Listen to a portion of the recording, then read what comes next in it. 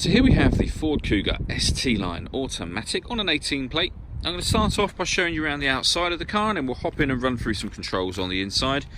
But from the outside you can see that we've got those black alloy wheels, tinted windows and 5 doors.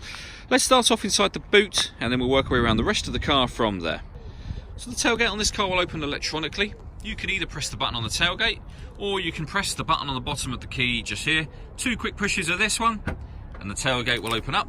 As we approach the back of the car, you'll see we have reversing sensors, loads of boot space as well, along with that 60/40 split folding rear seat. Okay, so we're just going to work our way back round to the front of the car now, and then we'll hop in and run through some controls on the inside. But now that we've done a full circle of it, you can see not only is it a great looking car, but it's in wonderful condition the whole way round. Just briefly before I climb in, I think it's well worth seeing the interior from this exterior point of view. You get half leather seats with the red stitching that matches the stitching of the steering wheel and the gear lever gaiter.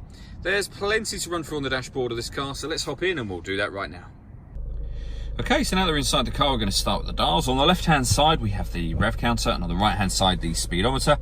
In the middle, at the bottom, you can see the fuel gauge and coolant temperature gauges. And then above that, we have the main trip computer screen, which also displays the total miles on this car of 9,491. The information displayed directly above that can be changed using buttons on the steering wheel. We've got various different bits of fuel economy information available to us, as well as that digital readout for the speedometer, which you can see being displayed now. And the buttons I was using to do that are these ones on the left-hand side of the steering wheel. Beneath that, we've got cruise control and speed limiter. And then over on the right-hand side, we have stereo controls. And that button in the middle is the voice activation for the phone. So hit that button, ask it to dial anyone in your contacts list, and it can do that for you without you having to take your phone from your bag or pocket. That is, of course, once you've paired up your phone, and that is done on the central screen just here. Hit connect to phone, and then pair phone. Search for your vehicle on your device and select it once it is found. And then just follow those instructions on screen. It's very easy to do. This car's also got satellite navigation. There's a full video showing exactly how this works on both our website and on our Facebook page. It's well worth checking those out if you have the time. And then when it comes to music in this car, we've got a few options, as you can see. So when it comes to the radio, we have AM, FM and DAB digital radio. If you're listening to your own music, you can do that via the CD player. There's 2 separate USB inputs, so if you plug devices into those, we'll have boxes appear up on here for them. But you can also see that this car has got Bluetooth audio, so once you pair your phone, not only can you make and receive phone calls, but you'll be able to listen to your music as well. Just below that, we have the main volume for the stereo. We then have dual zone climate control, so if I move the gear lever out of the way, to turn it on, we just need to adjust the fan speed upwards. So that's up and that's down for the fan speed. Temperature for the passenger side, you can adjust with that dial, and the driver side with this one. You can determine where you'd like the air to be distributed within the car.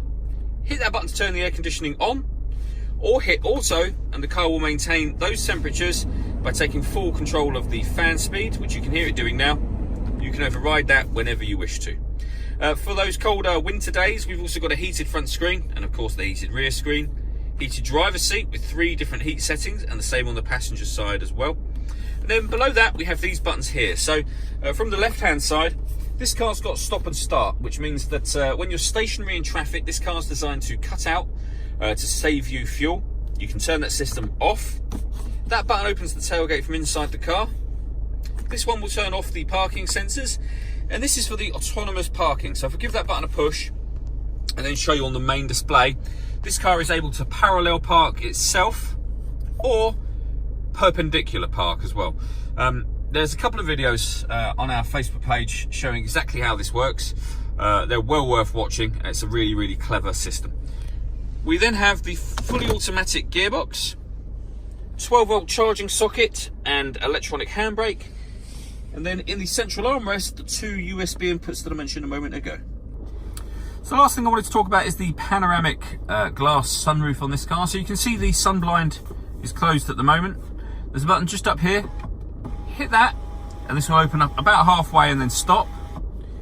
Hit it again, and that will open all the way to the back. Obviously that lets in a huge amount of light, but if you want to open the front section, you can do. Separate button up here, give it a push, and that will slide back. All that leaves me to say is thank you for taking the time to watch this video. If you'd like to come and see the car in person and have a test drive, please feel free to call any of our MJA sites. We'd love to hear from you soon.